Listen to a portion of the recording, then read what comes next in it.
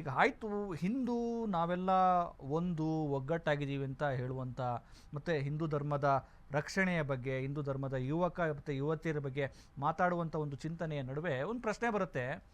ಇದೇ ಹಿಂದೂ ಧರ್ಮದಲ್ಲೇ ಯಾವುದೋ ಒಂದು ಜಾತಿ ಹುಡುಗಿ ಮದುವೆ ಆದರೆ ಅದನ್ನು ದೊಡ್ಡ ಕೋಲಾಹಲ ಮಾಡುವಂಥದ್ದಾಗತ್ತೆ.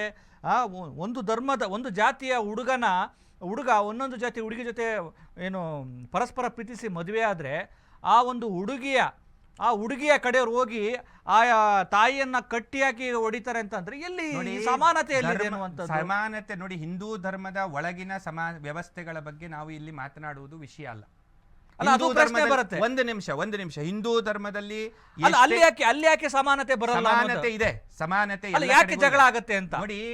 ಹಿಂದೂ ಧರ್ಮದ ಇದೇ ಈಗ ಮುಸ್ಲಿಂ ಹುಡುಗನನ್ನ ಮದುವೆ ಆಗುವಂತ ವ್ಯವಸ್ಥೆ ಬಂದರೂ ಕೂಡ ಅದೇ ತಂದೆ ತಾಯಿಗಳು ಅಲ್ಲಿಯೂ ಕೂಡ ಪ್ರತಿಭಟನೆ ಮಾಡ್ತಾರೆ.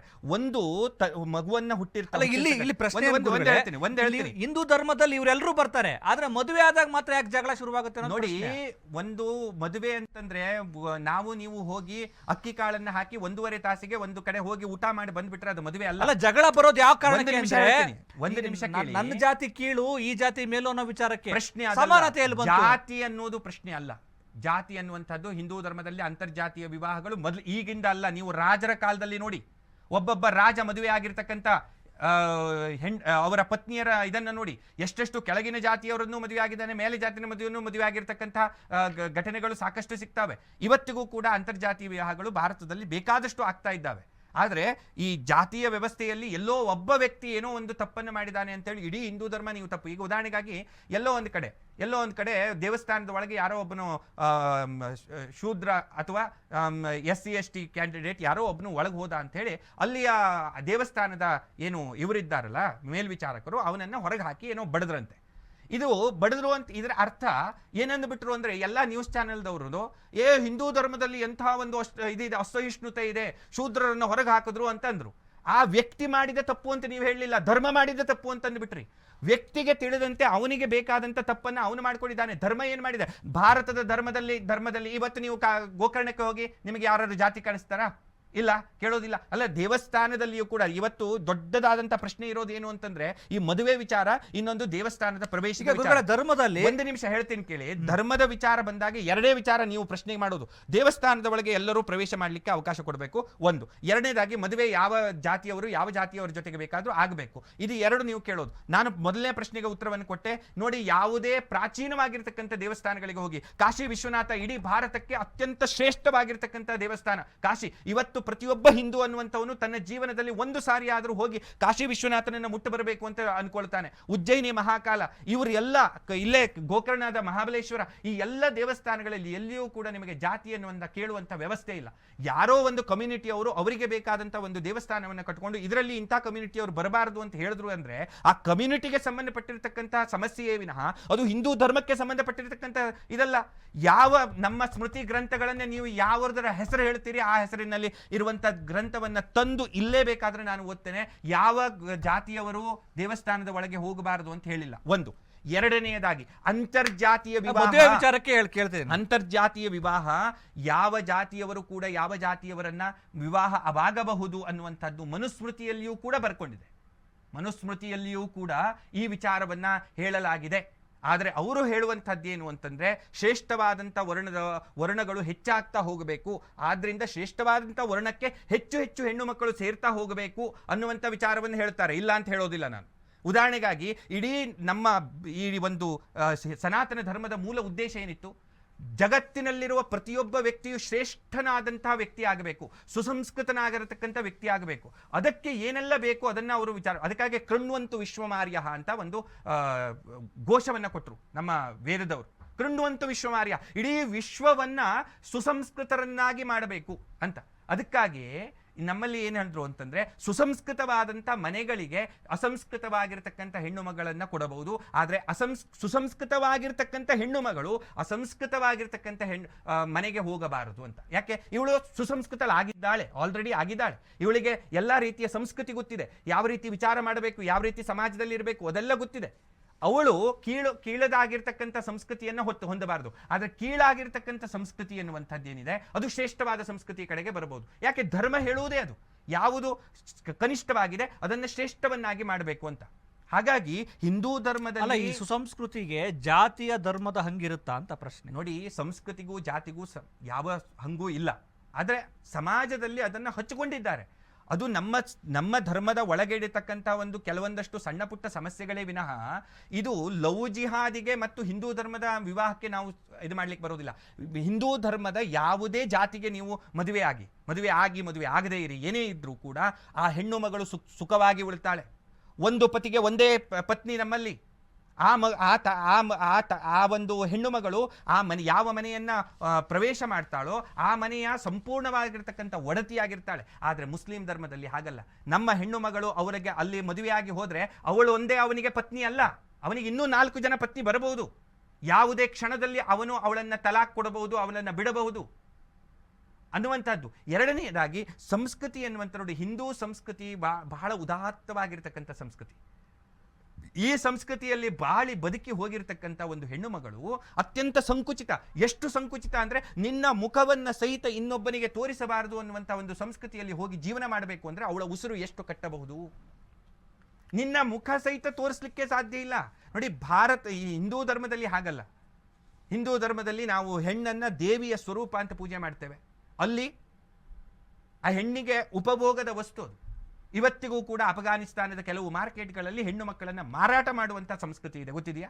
ಪಕ್ಕದಲ್ಲಿ ಬಕರಿಯನ್ನ ಮಾರಾಟ ಮಾಡ್ತಾನೆ, ಅದರ ಪಕ್ಕದಲ್ಲಿ ಒಂದು ಹೆಣ್ಣು ಮಗಳನ್ನು ಮಾರಾಟ ಮಾಡ್ತಾನೆ. ಅಂತ ಸಂಸ್ಕೃತಿಯನ್ನ ನೋಡಿರ್ತಕ್ಕಂತಹ ಒಂದು ಧರ್ಮ ಈ ಇಸ್ಲಾಂ ಧರ್ಮ. ಈಗ ನೀವು ನಿಂದನೆ ಮಾಡುವಂತ ಜೊತೆಗೆ ನೋಡಿ, ಒಂದು ವಿಷಯವನ್ನು ಹೇಳ್ತೇನೆ. ಆ ಒಂದು ವೇಳೆ ಅಲ್ಲಿ ಹಲಾಲ್ ಮಾಡುವಂತಹ ಒಂದು ವ್ಯವಸ್ಥೆ ಇದೆ. ಒಂದು ಹೆಣ್ಣು ಮಗಳು ಒಬ್ಬನನ್ನ ಮದುವೆ ಆದ್ರೆ ಅವನನ್ನೇ ಪತಿ ಅಂತ ಹೇಳಿ ಸಾಯುವ ತನಕ ಇರುವಂತಿಲ್ಲ. ಅವನು ತಲಾಕ್ ಅಂತ ಕೊಟ್ರೆ ಅವನು ಹೇಳಿದಂತ ವ್ಯಕ್ತಿಯ ಜೊತೆಗೆ ಮಲಗಬೇಕಾಗಿದೆ, ದೇಹ ಸಂಪರ್ಕವನ್ನು ಮಾಡಬೇಕಾಗಿದೆ. ಅಂದ್ರೆ ವೇಶ್ಯಾವಾಟಿಕೆಗೆ ಅವಳು ಹೋಗಬೇಕಾದಂತ ಪರಿಸ್ಥಿತಿ ಇದೆ. ಅದು 1 ಸಾರಿ ಆಗಬಹುದು, 10 ಸಾರಿ ಆಗಬಹುದು, 12 ಸಾರಿ ಆಗಬಹುದು. ನಮ್ಮ ಹಿಂದೂ ಧರ್ಮದಲ್ಲಿ ಒಂದು ಹೆಣ್ಣಿನ ಶೀಲಕ್ಕೆ ಕೊಟ್ಟಷ್ಟು ಬೆಲೆಯನ್ನ ಜಗತ್ತಿನ ಯಾವ ವಸ್ತುವಿಗೂ ಕೊಟ್ಟಿಲ್ಲ ನಾವು. ಹೆಣ್ಣಿನ ಶೀಲ ಅನ್ನುವಂಥದ್ದು ಎಲ್ಲದಕ್ಕಿಂತಲೂ ಪವಿತ್ರವಾಗಿರ್ತಕ್ಕಂಥದ್ದು. ಒಬ್ಬಳು ಪತಿವ್ರತೆಯಾಗಿರ್ತಕ್ಕಂಥ ಹೆಣ್ಣನ್ನ ಕಣ್ಣಿಟ್ಟು ದೃಷ್ಟಿಸಿ ನೋಡುವಂತಿಲ್ಲ ಅಂತ ಕಲಿಸಿರ್ತಕ್ಕಂಥ ನಮ್ಮ ಸಂಸ್ಕೃತಿಯಿಂದ ಗುರುಗಳೇ, ಇದೇ ಹಿಂದೂ ಹುಡುಗಿ ಆ ಧರ್ಮಕ್ಕೆ ಹೋಗಿ ಅಲ್ಲಿ ಕಂಡ ಪರಪುರುಷರ ಜೊತೆಗೆ ದೇಹ ಸಂಪರ್ಕವನ್ನ ಮಾಡುವಂತ ವ್ಯವಸ್ಥೆ ಇದೆ ಅಂತಂದಾಗ ಅದಕ್ಕೆ ಯಾಕೆ ಹೋಗಬೇಕು? ಅದಕ್ಕೆ ನಾವು ಯಾಕೆ ಅನುವು ಮಾಡಿಕೊಡಬೇಕು? ನಮ್ಮ ಹಿಂದೂ ಧರ್ಮದ ಸಂಸ್ಕೃತಿಯಲ್ಲಿ ಎಷ್ಟು ಪವಿತ್ರವಾದಂತಹ ವ್ಯವಸ್ಥೆ ಇದೆ ಅನ್ನೋದನ್ನು ನಮ್ಮ ಹೆಣ್ಣು ಮಕ್ಕಳಿಗೆ ನಾವು ತಿಳಿಸ್ಕೊಡ್ಬೇಕಾಗಿದೆ. ಗುರುಗಳೇ, ಹಿಂದೂ ಧರ್ಮದಲ್ಲಿ ಇದೇ ಹೆಣ್ಣನ್ನ ಒಂದು ಒಲೆಯ ಪ್ರಶ್ನೆ ಮಾಡುತ್ತೆ. ಇದೇ ಹೆಣ್ಣನ್ನ ನೀವು ಏನು ಪ್ರಾಚೀನ ಧರ್ಮ ಅಂತ ಹೇಳುತ್ತಿರುವಂತಹ ಧರ್ಮದಲ್ಲಿ ಅವಳ ಸ್ವಾತಂತ್ರ್ಯವನ್ನ ಕಿತ್ತುಕೊಳ್ಳಲಾಗಿತ್ತು, ಅವಳನ್ನು 4 ಗೋಡೆಗಳ ಮಧ್ಯೆ ಇಡಲಾಗಿತ್ತು, ಅವಳು ಸತಿ ಸಹಗಮನ ಪದ್ಧತಿಗೆ ಒಳಗಾಗಬೇಕಾಗಿತ್ತು, ಗಂಡ ಸತ್ತ ತಲೆ ಬೋಳಿಸಬೇಕಾಗಿತ್ತು. ಈ ಪ್ರಶ್ನೆ ಕೇಳ್ತಾರೆ. ಇವೆಲ್ಲ ನೋಡಿ, ಇವು ಎಲ್ಲದು ಬರ್ಲಿಕ್ಕೆ ಕಾರಣ ಇದೇ ಇಸ್ಲಾಂನಿಂದ ತಲೆ ಬೋಳಿಸ್ಕೋಬೇಕು ಅನ್ನುವಂತಹ ವಿಚಾರವನ್ನ ನಮ್ಮ ಪ್ರಾಚೀನವಾದಂತ ಯಾವ ಗ್ರಂಥದಲ್ಲೂ ಬರೆದಿಲ್ಲ. ನವೀನವಾದಂತ ಗ್ರಂಥದಲ್ಲಿದೆ, ಇಲ್ಲ. ಪ್ರಾಚೀನ ನಾನು ಕಲ್ಪಸೂತ್ರಗಳ ಮೇಲೆ PhD ಮಾಡಿದಂತ ವ್ಯಕ್ತಿ. ಧರ್ಮಶಾಸ್ತ್ರದಲ್ಲಿ ಕಲ್ಪಸೂತ್ರಗಳು ಅಂತ ಬರ್ತವೆ, ಅದರ ಮೇಲೆ ನಾನು PhD ಮಾಡಿದಂತ ವ್ಯಕ್ತಿ. A critical study of Baudhayana Grihya Sutra and ಷೋಡಶ ಸಂಸ್ಕಾರ ಅನ್ನುವಂಥ ವಿಷಯದ ಮೇಲೆ ನಾನು PhD ಮಾಡಿದಂಥವ್ನು. 5-6 ವರ್ಷ ಅದರ ಮೇಲೆ ರಿಸರ್ಚ್ ಮಾಡಿದಂಥವ್ನು. ಇಲ್ಲಿ ನಮ್ಮಲ್ಲಿ ಕೆಲವೊಂದಷ್ಟು ಸ್ಮೃತಿಗಳಿದ್ದಾವೆ. ಉದಾಹರಣೆಗಾಗಿ ಮನುಸ್ಮೃತಿಯ ನೀವು ಹೊಸ ಎಡಿಷನ್ಸ್ಗಳನ್ನ ತೆಗೆದುಕೊಂಡ್ರೆ ಅದರಲ್ಲಿ ಪ್ರಕ್ಷಿಪ್ತವಾಗಿರ್ತಕ್ಕಂಥ ಅಂದ್ರೆ ಆಮೇಲೆ ಸೇರಿಸಿರ್ತಕ್ಕಂಥ ಶ್ಲೋಕಗಳು ಸಾಕಷ್ಟು ಸಿಗ್ತಾವೆ ನಿಮಗೆ. ಆದ್ರೆ ನಾವು ಒರಿಜಿನಲ್ ಆಗಿ ತಪ್ಪು ಅಥವಾ ಅಪವ್ಯಾಖ್ಯಾನ ಅಂತ ಕರಿಬಹುದು, ಕರೆಯಲೇಬೇಕು. ನಮ್ಮ ಹಿಂದೂ ಸಂಸ್ಕೃತಿ ಅಲ್ಲ. ನೀವು ಇಷ್ಟೇ ವಿಚಾರ ಮಾಡಿ, ಹಿಂದೂ ಸಂಸ್ಕೃತಿಯಲ್ಲಿ ಒಂದು ಹೆಣ್ಣನ್ನ ದೇವಿಯ ಸ್ವರೂಪ ಅಂತೇಳಿ ಪೂಜೆ ಮಾಡುವಂತಹ ಒಂದು ಸಂಸ್ಕೃತಿಯಲ್ಲಿ ಹೆಣ್ಣನ್ನ ಕುರೂಪವನ್ನಾಗಿ ಹೇಗೆ ಮಾಡಲಿಕ್ಕೆ ಸಾಧ್ಯ ಇಲ್ಲ. ಯಾವಾಗ ಇದು ಪ್ರಾರಂಭ ಆಯಿತು? ನೀವು ಎತ್ತಿರ್ತಕ್ಕಂಥದ್ದು ಇದು ಕೂಡ ಅದೇ ಜಿಹಾದಿನ ಒಂದು ಕರಾಳವಾದಂಥ ಮುಖದಿಂದ ತಪ್ಪಿಸಿಕೊಳ್ಳಬೇಕು ಅನ್ನುವಂಥ ಒಂದೇ ಒಂದು ಕಾರಣಕ್ಕಾಗಿ ಗಂಡನ ಜೊತೆಗೆ ಹೆಂಡತಿಯು ಕೂಡ ಅವನ ಚಿತಿಯಲ್ಲಿ ಬಿದ್ದು ಸಾಯುವಂತಹ ಒಂದು ಸಂಪ್ರದಾಯವನ್ನು ನಾವು ಹಾಕ್ಕೊಂಡ್ವಿ. ಇವತ್ತು ಪದ್ಮಾವತಿ ಯಾಕೆ ಸಹಗಮನ ಮಾಡಿದ್ಲು? ಅಥವಾ ಅವಳು ಜೋಹರ್ ಅಂತ ಹೇಳಿ ಕರಿತೇವೆ. ಅಂದ್ರೆ ಸಾವಿರಾರು ಹೆಣ್ಣು ಮಕ್ಕಳು ಹಿಂದೆ ಒಂದು ನೀವು ನೋಡಿದ್ದೀರಿ, ನಿಮಗೂ ಗೊತ್ತಿರುವಂತಹ ಇತಿಹಾಸ. ರಾಜಪೂತರು ಯಾವಾಗ ಯುದ್ಧಕ್ಕೆ ಹೊರಗೆ ಹೋಗ್ತಾ ಇದ್ರು, ಅವರ ಕೋಟೆಯಲ್ಲಿ ಒಂದು ದೊಡ್ಡದಾದಂತ ಬೆಂಕಿಯನ್ನು ಹಚ್ಚುತ್ತಾ ಇದ್ರು. ಒಬ್ಬ ಕೋಟೆಯ ಮೇಲೆ ನಿಂತುಕೊಳ್ಳುತ್ತಿದ್ದ, ಅವನು ಕಹಳೆಯನ್ನು ಊತ್ತಿದ್ದ. ಕಹಳೆ ಊದಿದರೆ ಜಯ ನಮ್ಮದು ಅಂತ. ಅವನು ಡೋಲನ್ನ ಬಡಿತಿದ್ದ. ಡೋಲು ಬಡಿದ್ರೆ ಶತ್ರುಗಳು ಜಯ ಆದ್ರು ಅಂತ. ಒಂದು ವೇಳೆ ಶತ್ರುಗಳು ಜಯ ಆದ್ರು ಅಂತ ಅವನು ಡೋಲನ್ನ ಬಡಿದ್ರೆ ಆ ಕೋಟೆಯ ಒಳಗಿರ್ತಕ್ಕಂಥ ಪ್ರತಿಯೊಬ್ಬ ಹೆಣ್ಣು ಮಗಳು ಕೂಡ ಆ ಅಗ್ನಿಯಲ್ಲಿ ಬಿದ್ದು ತನ್ನನ್ನ ಸಮಾಪ್ತ ಮಾಡ್ಕೊಳ್ತಾ ಇದ್ರು. ಪ್ರಶ್ನೆ ಬರ್ತಿತ್ತು, ಅವ್ರಿಗೆ ಬದುಕೋ ಹಕ್ಕಿಲ್ವಾ? ಬದುಕೋ ಹಕ್ಕಿತ್ತು. ಆದ್ರೆ ಯಾವಾಗ ಈ ಮುಸ್ಲಿಂ ಆಕ್ರಮಣಕಾರಿಗಳು ಒಳಗೆ ಹಕ್ಕಿ ಪ್ರವೇಶ ಮಾಡಿ ಆ ಹೆಣ್ಣು ಮಕ್ಕಳನ್ನ ಚಿತ್ರಹಿಂಸೆ ಕೊಟ್ಟು ತಮ್ಮ ದಾಸಿಯರನ್ನಾಗಿ ಮಾಡಿ ತಮ್ಮ ಕಾಮ ಪಿಪಾಸೆಗಳನ್ನ ತೀರಿಸಿಕೊಳ್ಳಿಕ್ಕಾಗಿ ಪಶುಗಳಂತೆ ಅವರ ಮೇಲೆ ಎರಗಿ ಅವರ ಶೀಲವನ್ನು ಹಾಳು ಮಾಡಿ ಇಷ್ಟೆಲ್ಲ ಚಿತ್ರಹಿಂಸೆ ಅನುಭವಿಸಿ ಸಾಯುವುದಕ್ಕಿಂತ ಒಂದು ಕ್ಷಣ ಒಂದು ನೋವನ್ನು ಅನುಭವಿಸಿ ಅಗ್ನಿಯಲ್ಲಿ ಬೀಳುವುದು ಹೆಚ್ಚು ಶ್ರೇಷ್ಠ ಅಂತ ನಮ್ಮ ಹಿಂದೂಗಳು ಹೆಣ್ಣು ಮಕ್ಕಳು ತಿಳ್ಕೊಂಡ್ರು. ಎಂಥ ಸ್ಥಿತಿವರೆಗೆ ಬಂತು. ಹೊರಗಡೆ ಹೋಗಿ ಈ ಮುಸ್ಲಿಂ ಧರ್ಮ ಭಾರತಕ್ಕೆ ಬಂದಾಗಿಂದ ಹೆಣ್ಣು ಮಕ್ಕಳು ಆಗಿನ ಕಾಲದಲ್ಲಿ ಹೊರಗಡೆ ಹೋಗಿ ಮಲಮೂತ್ರ ವಿಸರ್ಜನೆ ಮಾಡುವಂಥ ಪರಿಸ್ಥಿತಿ ಇಲ್ಲಾಗಿತ್ತು. ಮನೆಯ ಒಳಗಡೆ ಮಲಮೂತ್ರ ವಿಸರ್ಜನೆ ಮಾಡುವಂತ ಪರಿಸ್ಥಿತಿ ಬಂತು. ಅದನ್ನೇ ಎತ್ತುಕೊಂಡು ಹೋಗಿ ಒಗಿಲಿಕ್ಕೆ ಇನ್ನೊಬ್ಬನು ನನ್ನ ನಿಯಮ ಮಾಡಿದ್ರು. ಅವನು ಮಲವನ್ನ ಹೊರುವಂತಹ ವ್ಯವಸ್ಥೆಯನ್ನು ಮಾಡ್ಕೊಂಡು ಅವನನ್ನ ಏನು ಕರೆದ್ರು, ಮಲಗಾರ ಅಂತ ಹೇಳಿ ಕರೆದ್ರು. ಅವನು ಇವತ್ತು ನಾವು SC/ST ಅಂತ ಹೇಳಿ ಕರಿತೀವಿ, ಅಥವಾ ಶೂದ್ರ ಅಂತ ಕರಿತೀವಿ. ಇದೆಲ್ಲ ವ್ಯವಸ್ಥೆಗಳು ಬರಲಿಕ್ಕೆ ಮೂಲ ಕಾರಣ ಯಾರು? ಈಗ ಒಂದು 11ನೇ ಶತಮಾನದಲ್ಲಿ ಆಕ್ರಮಣವನ್ನ ಅನುಭವಿಸಿರ್ತಕ್ಕಂಥ ಭಾರತ ತನ್ನನ್ನ ಉಳಿಸ್ಕೊಳ್ಳಿಕ್ಕೆ ಮಾಡಿಕೊಂಡಿರ್ತಕ್ಕಂಥ ಸಂಪ್ರದಾಯಗಳಲ್ಲಿ ಮಾಡಿಕೊಂಡಿರ್ತಕ್ಕಂಥ ಪರಿವರ್ತನೆಗಳು, ಈ ಸಹಗಮನ ಅಥವಾ ಈ ಮುಂಡನ ಇತ್ಯಾದಿಗಳಿರುವಂತಹದ್ದು. ಇಲ್ಲ ಅಂದ್ರೆ ಭಾರತದಲ್ಲಿ ಇಂಥ ಕೆಟ್ಟದಾದಂಥ ಪರಂಪರೆ ಎಂದೂ ಇಲ್ಲ. ಯಾವ ಹಿಂದೂ ಧರ್ಮಶಾಸ್ತ್ರ ಗ್ರಂಥಗಳಲ್ಲಿ ಹಾಗೆ ಬರೆದಿಲ್ಲ. ವೇದಗಳಲ್ಲಿ ತೋರಿಸಿ ನೀವು, ವೇದಗಳನ್ನೇ ನಾವು, ಉಪನಿಷತ್ತುಗಳಂತೂ ವಿಚಾರ ಸಾಧ್ಯನೇ ಇಲ್ಲ. ಉಪನಿಷತ್ತುಗಳಂತೂ ಅತ್ಯಂತ ಶ್ರೇಷ್ಠ. ಅದು ಕೇವಲ ಆತ್ಮ, ಜೀವ ಮತ್ತು ಪರಮಾತ್ಮ ಇಷ್ಟೇ ಮಾತಾಡುತ್ತೆ. ಅದು ಅತ್ಯಂತ ಶ್ರೇಷ್ಠ.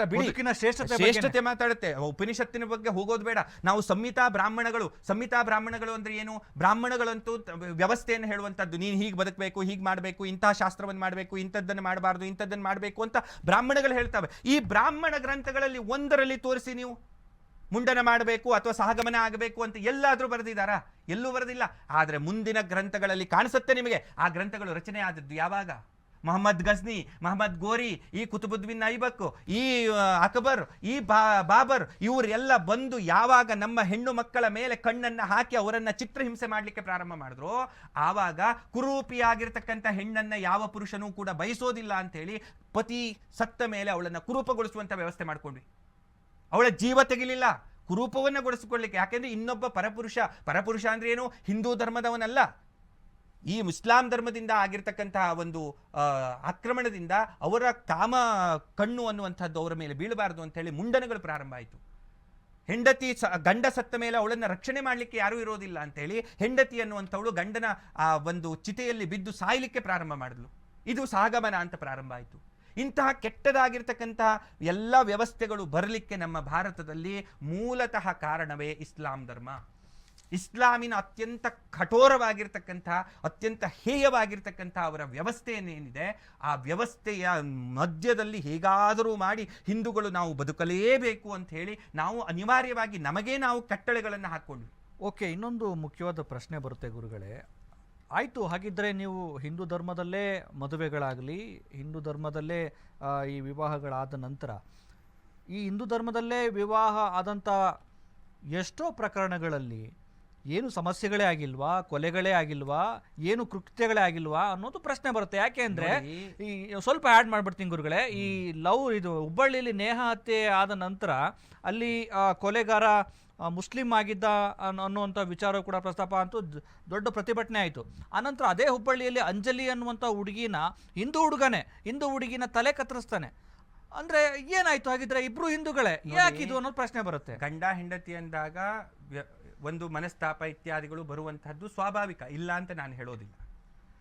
ನೋಡಿ, ಗಂಡ ಹೆಂಡತಿ ಅಥವಾ ಗಂಡು ಹೆಣ್ಣು ಎರಡು ಜನ ಏನೋ ಅವರ ಮನಸ್ಥಿತಿ ಏನೋ ಸರಿ ಆಗಲಿಲ್ಲ ಅಥವಾ ಹೊಂದಾಣಿಕೆ ಆಗಲಿಲ್ಲ, ಆವಾಗ ಡ್ರೈವರ್ಸು ಆಗತ್ತೆ. ಅದು ಎಲ್ಲ ಕಡೆಗೂ ಆಗತ್ತೆ, ಎಲ್ಲ ಕಡೆಯಲ್ಲೂ ಆಗತ್ತೆ. ಈಗ ಹಿಂದೂ ಧರ್ಮದಲ್ಲೂ ಆಗತ್ತೆ, ಹಿಂದೂ ಧರ್ಮದಲ್ಲೂ ಆಗತ್ತೆ, ಕ್ರಿಶ್ಚಿಯನ್ ಧರ್ಮದಲ್ಲೂ ಆಗತ್ತೆ, ಮುಸ್ಲಿಂ ಧರ್ಮದಲ್ಲೂ ಆಗತ್ತೆ. ಅದರ ಆ ವಿಂಗೇ ಬೇರೆ. ಅದಕ್ಕೆ ಧರ್ಮ ಕಾರಣ, ಅದು ಧರ್ಮ ಅಲ್ಲ ಕಾರಣ. ಇಲ್ಲಿ ನಾವು ಹೇಳ್ತಾ ಇರುವಂತಹದ್ದು ಹೆಣ್ಣು ಮಕ್ಕಳನ್ನ ನೀವು ಆಯ್ತು ಮದುವೆ ಆದರಿ, ಮದುವೆ ಆದ ಮೇಲೆ ಅವರನ್ನೇ ಎಷ್ಟರ ಮಟ್ಟಿಗೆ ಸ್ವತಂತ್ರವಾಗಿ ಬದುಕಲಿಕ್ಕೆ ಕೊಟ್ರಿ? ಈಗ ಆಯ್ತು, ಈಗ ಭಾರತದಲ್ಲಿ ಒಂದು ವರ್ಷಕ್ಕೆ ಸುಮಾರು 10 ಲಕ್ಷ 10 ಲವ್ ಜಿಹಾದ್ ಕೇಸ್ಗಳಾಗ್ತವೆ. ಗೊತ್ತಿದ್ದು ಗೊತ್ತಿಲ್ಲದು ಕೇಸ್ ಆಗೋದು ಬೇರೆ, ರಿಜಿಸ್ಟ್ರೇಷನ್ ಕೇಸ್ ಆಗೋದು ಬಹಳ ಕಡಿಮೆ, ಆದರೆ ಒಳಗಿಂದ ಒಳಗೆ ಆಗುವಂಥದ್ದು ಸುಮಾರು 10 ಲಕ್ಷ ಕೇಸ್ಗಳು ಆಗಬಹುದು. ನಾನು ಒಂದು ಹುಬ್ಬಳ್ಳಿ ಧಾರವಾಡದಲ್ಲಿ ಇದ್ದೇನೆ. ನಮ್ಮ ಒಂದು ಜಿಲ್ಲೆಯಲ್ಲಿ ಪ್ರತಿ ವರ್ಷ ಕನಿಷ್ಠ 1,000 ಕೇಸ್ ಅಂತೂ ಆಗತ್ತೆ ಲವ್ ಜಿಹಾದ್ ಒಂದು ಜಿಲ್ಲೆಯಲ್ಲಿ. ಅಂತಹ 700 ಜಿಲ್ಲೆಗಳು ಭಾರತದಲ್ಲಿ ಇದ್ದಾವೆ. ಸುಮಾರು 70,000ಕ್ಕಿಂತಲೂ ಹೆಚ್ಚು ಕೇಸ್ಗಳು ನಮ್ಮಲ್ಲಿ ಆಗಬೇಕು ಲೆಕ್ಕಕ್ಕೆ. ದೊಡ್ಡ ಹೊಡೆತ ನಾವು ಲೆಕ್ಕ ಮಾಡಿದ್ರು. ಈಗ ಇಷ್ಟರಲ್ಲಿಯೂ ಕೂಡ ಆಯ್ತು, ಲವ್ ಮಾಡಿ ನೀವು ಮದುವೆ ಆಗಿ ಹೋದಿಯಲ್ಲವಾ, ಮದುವೆ ಆದ ಮೇಲೆ ಎಜುಕೇಶನ್ ಅನ್ನ ಕಂಟಿನ್ಯೂ ಮಾಡಿಸಿರ್ತಕ್ಕಂಥ ಎಷ್ಟು ಜನ ಮುಸ್ಲಿಂ ಹುಡುಗರಿದ್ದಾರೆ? ಹುಡುಗಿಯರಿಗೆ ಆಯ್ತು, ಮದುವೆ ಆದ ಮೇಲೆ ಈಕೆ IPS ಆಫೀಸರ್ ಆದ್ಲು, ಮದುವೆ ಆದಮೇಲೆ IAS ಆಫೀಸರ್ ಆದ್ಲು, ಮದುವೆ ಆದಮೇಲೆ ಇಂಜಿನಿಯರಿಂಗ್ ಮಾಡಿದ್ಲು, ಮದುವೆ ಆಗಿ ಇಷ್ಟೆಲ್ಲ ಸಾಧನೆ ಮಾಡಿದ್ಲು. ಒಬ್ಬ ಮುಸ್ಲಿಂ ಯುವಕನನ್ನ ಮದುವೆಯಾಗಿ ಒಂದು ಹಿಂದೂ ಹೆಣ್ಣು ಮಗಳು ಇಷ್ಟು ದೊಡ್ಡ ಸಾಧನೆ ಮಾಡಿದ್ಲು ಅಂತ ಒಂದು ತೋರಿಸಿ ನನಗೆ. ಯಾಕಾಗಲ್ಲ? 8 ಮಕ್ಕಳು ಮಾಡ್ಕೊಂಡ್ರು, 12 ಮಕ್ಕಳು ಮಾಡ್ಕೊಂಡ್ರು ಅನ್ನೋದನ್ನು ನಾ 1000 ತೋರಿಸ್ತೇನೆ. ನೀವು ಒಂದು ತೋರಿಸಿ IAS ಆಫೀಸರ್ ಆಗಿರ್ತಕ್ಕಂಥದ್ದು, IPS ಆಫೀಸರ್. ಯಾಕೆ ಅಂದ್ರೆ ಅದು ವಾಸ್ತವಿಕವಾಗಿ ಲವ್ ಅನ್ನುವಂಥದ್ದು ಏನಿದೆ ಅದು ಮತಾಂತರ ಮಾಡಲಿಕ್ಕೆ ಮಾತ್ರ ಆಗಿರ್ತಕ್ಕಂಥದ್ದು ಒಂದು. ಆಯ್ತು, ಇನ್ನು ಲವ್ ಜಿಹಾದ್ ಮಾಡಿ ಮದುವೆ ಆಗಿರ್ತಕ್ಕಂಥ ಪ್ರೀತಿಗಾಗಿಯೇ ಮದುವೆ ಮಾಡಿಕೊಂಡಿದ್ದಾನೆ ಅವನು ಅಂತ ನೀವು ವಾದಿಸೋದಾದ್ರೆ, ಪ್ರೀತಿ ಒಬ್ಬರ ಮೇಲೆ ಆಗತ್ತೆ, 12 ಜನರ ಮೇಲೆ ಆಗೋದಿಲ್ಲ. ಆ ವ್ಯಕ್ತಿ ಈ ವರ್ಷ 2 ವರ್ಷ 3 ವರ್ಷ ಆದಮೇಲೆ ಇನ್ನೊಂದು ಹುಡುಗಿಯ ಹಿಂದೆ ಬಿದ್ದು ಇನ್ನೊಂದು ಮದುವೆ ಆಗ್ತಾನೆ. ಯಾಕೆ? ಅವನು ಹೇಳ್ತಾನೆ, ನನ್ನ ಧರ್ಮದಲ್ಲಿ 4 ಮದುವೆ ಆಗ್ಲಿಕ್ಕೆ ನಮಗೆ ಅಧಿಕಾರ ಇದೆ. ಲವ್ ಜಿಹಾದ್ ಮಾಡಿ ಮದುವೆ ಆಗಿರ್ತಕ್ಕಂಥ ಗಂಡು ಮತ್ತೆ ಆ ಹಿಂದೂ ಹೆಣ್ಣು ಮಗಳನ್ನ ಮದುವೆ ಆದ ಮೇಲೆ ಮತ್ತೆ 2 ಮದುವೆ ಆಗಿರ್ತಕ್ಕಂಥ ಕೇಸ್ಗಳನ್ನ ನಾನು ಎಷ್ಟು ಬೇಕಾದ್ರೂ ತೋರಿಸ್ತೇನೆ ನಿಮಗೆ. ಲವ್ ಆಗಿದ್ರೆ, ಪ್ರೀತಿ ಆಗಿದ್ರೆ ಅವಳ ಮೇಲೆ ಮಾತ್ರ ಪ್ರೀತಿ ಇರಬೇಕಾಗಿತ್ತಲ್ಲ, ಕಂಡವ್ರ ಮೇಲೆ ಯಾಕೆ ಪ್ರೀತಿ ಆಗತ್ತೆ? ವಾಸ್ತವಿಕವಾಗಿ ಹಿಂದೂ ಹೆಣ್ಣು ಮಕ್ಕಳನ್ನ ಮುಸ್ಲಿಂ ಧರ್ಮಕ್ಕೆ ಸೇರಿಸಬೇಕಾಗಿದೆ. ಅವರ ಮುಖಾಂತರವಾಗಿ ಪಾಪ್ಯುಲೇಷನ್ ಅನ್ನು ಹೆಚ್ಚು ಮಾಡಿಕೊಳ್ಬೇಕಾಗಿದೆ. ಜೊತೆಗೆ ಹಿಂದೂ ಹುಡುಗಿಯರು ಮುಸ್ಲಿಂ ಧರ್ಮಕ್ಕೆ ಬರೋದ್ರಿಂದ ಹಿಂದೂ ಹುಡುಗರಿಗೆ ಹಿಂದೂ ಮದುವೆ ಆಗೋದಿಲ್ಲ, ಹುಡುಗಿಯ ಜೊತೆ ಮದುವೆ ಆಗೋದಿಲ್ಲ, ಅದರಿಂದ ಅವರ ಪಾಪ್ಯುಲೇಷನ್ ಕಡಿಮೆ ಆಗುತ್ತೆ. ಇಲ್ಲಿರೋ ಸ್ಪಷ್ಟವಾದಂಥ ಇದು ಏನು, ಹಿಂದೂಗಳ ಪಾಪ್ಯುಲೇಷನ್ ಕಡಿಮೆ ಆಗಬೇಕು, ತಮ್ಮ ಪಾಪ್ಯುಲೇಷನ್ ಹೆಚ್ಚಾಗಬೇಕು. ಇದರ ಮುಖಾಂತರವಾಗಿ ಒಂದಲ್ಲ ಒಂದು ದಿನ ಭಾರತವನ್ನ ಇಸ್ಲಾಂ ದೇಶವನ್ನಾಗಿ ಕನ್ವರ್ಟ್ ಮಾಡಬೇಕು. ಇಷ್ಟೇ ಇದರಲ್ಲಿರುವಂಥ. ಈಗ ಉತ್ತರ ಪ್ರದೇಶದಲ್ಲಿ ಈ ಲವ್ ಜಿಹಾದ್ ಏನು ಕಾಯ್ದೆಯನ್ನೇ, ನಿಷೇಧ ಕಾಯ್ದೆಯನ್ನೇ ಜಾರಿಗೆ ಮಾಡಿದ್ದಾರೆ. ಕರ್ನಾಟಕದಲ್ಲಿ ಮಾಡಬೇಕು ಅನ್ನುವಂಥ ಚರ್ಚೆ ನಡೀತಾ ಇತ್ತು. ಅದಕ್ಕೆ ಪರ ವಿರೋಧ ಚರ್ಚೆಗಳು ಕೂಡ ಆದವು. ಈಗ ಆಯಿತು, ಒಂದು ಹಿಂದೂ ಧರ್ಮದ ಯುವಕರಿಗೆ ಯುವತಿಯರಿಗೆ ಈ ಲವ್ ಜಿಹಾದ್ ಅನ್ನುವಂಥದ್ದು ಒಂದು ರೀತಿ ಕಂಟಕ ಆಗಿ ಪರಿಣಮಿಸಿದೆ ಅನ್ನುವಂಥದ್ದು ಗೊತ್ತಾಗಿದೆ ನಿಮಗೆ.